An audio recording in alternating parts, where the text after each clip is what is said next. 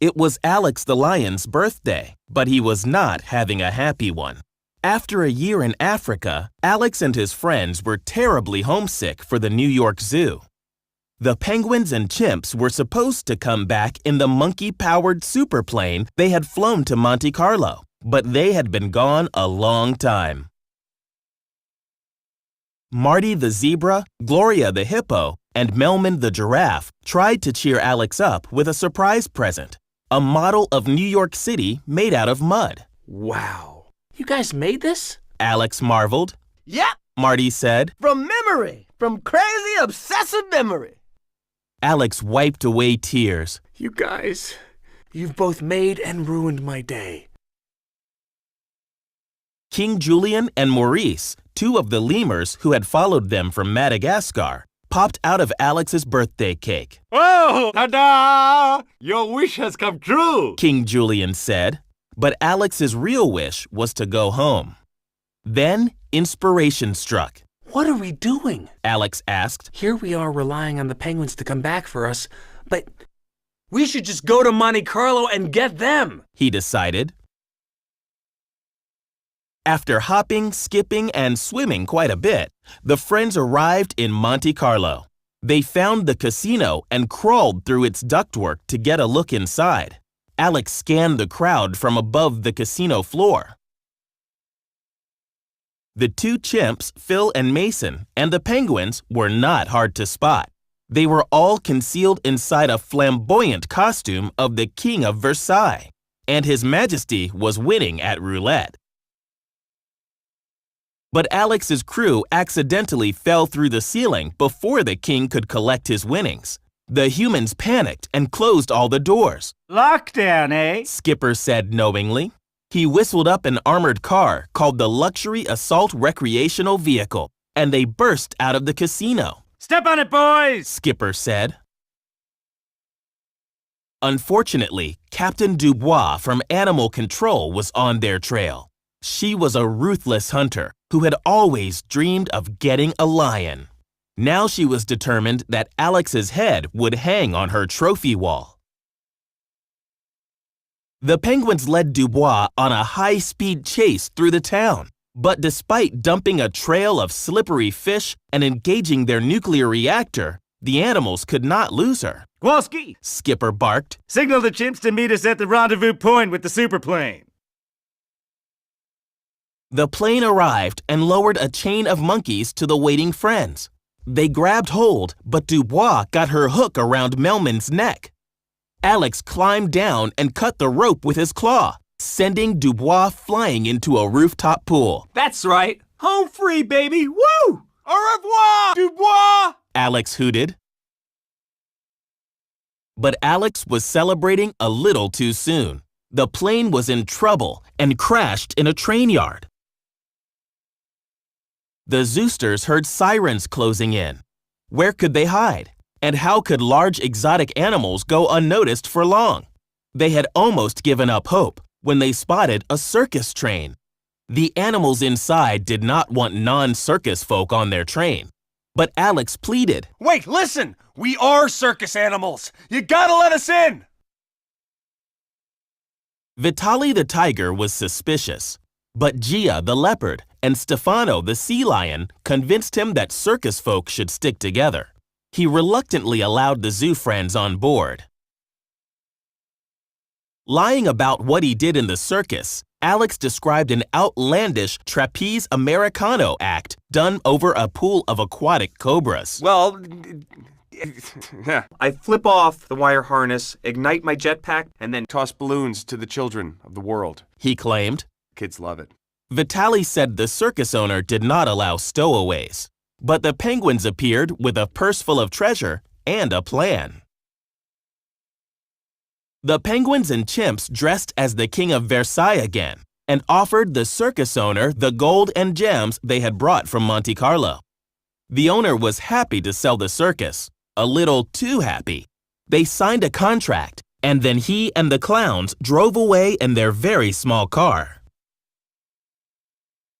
The penguins drove the train to Rome, where the circus was scheduled to play at the Colosseum. The animals' hopes were high. After Rome, they would go to London, where they would perform for an American promoter. If all went well, the circus would be on its way to America.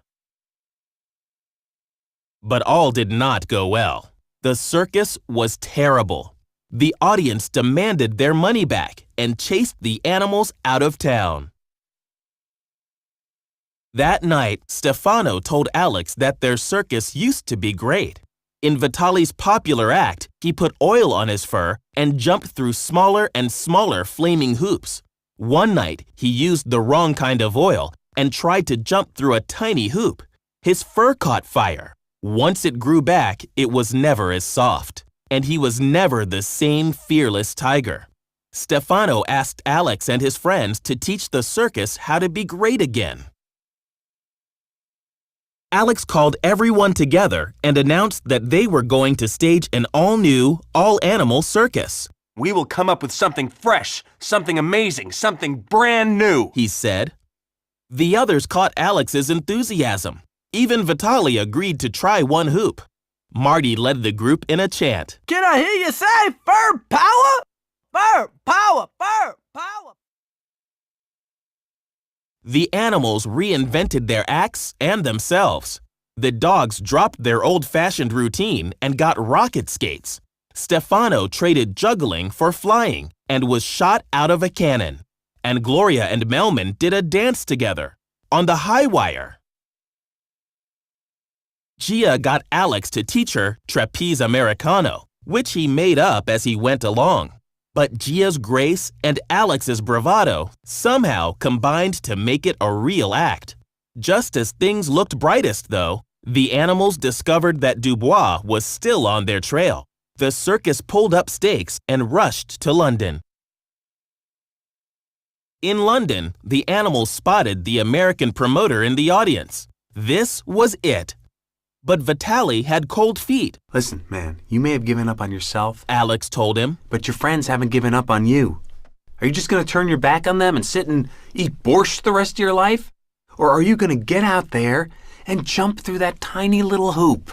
Alex also had a secret weapon for Vitali, hair conditioner. It was slippery, but not flammable.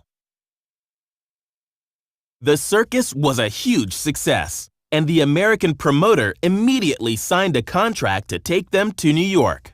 Alex was jubilant. We're going to America! Woo! Today! He cried.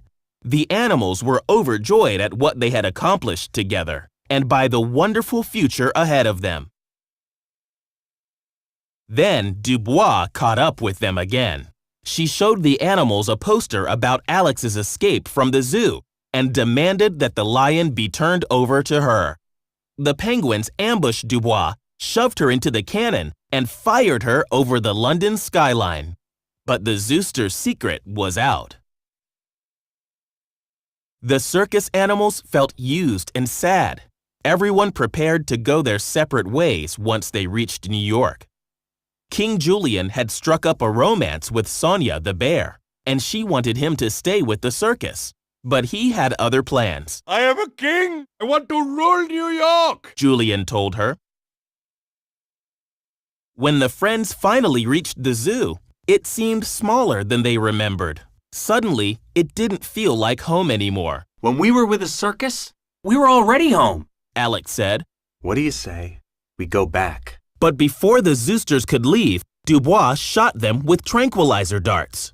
Then the zoo officials arrived and thanked her for returning the animals. King Julian's tranquilizer made him loopy.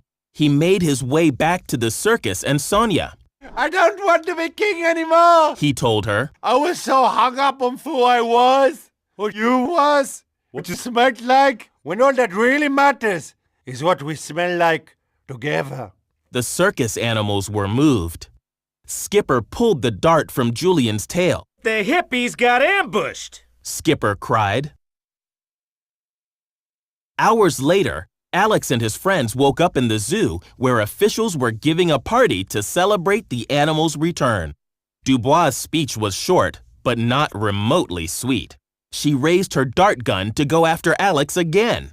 But rising out of the sky was a huge balloon with fur power written on the side. Alex raised his arms and Gia caught him. Stefano fired a tightrope for Gloria and Melman to climb, and Vitali jumped through a keyhole into Marty's enclosure and rescued him. But Dubois caught Stefano. To rescue him, Alex would have to do a real version of the trapeze Americano act he made up earlier. Alex and Gia swung down and pulled up Stefano and Dubois. Gia took Stefano to safety, while Alex and Dubois did a free fall toward a pool of aquatic cobras. Then the dogs fired their rocket shoes like a jetpack and carried Alex and Dubois way up into the air.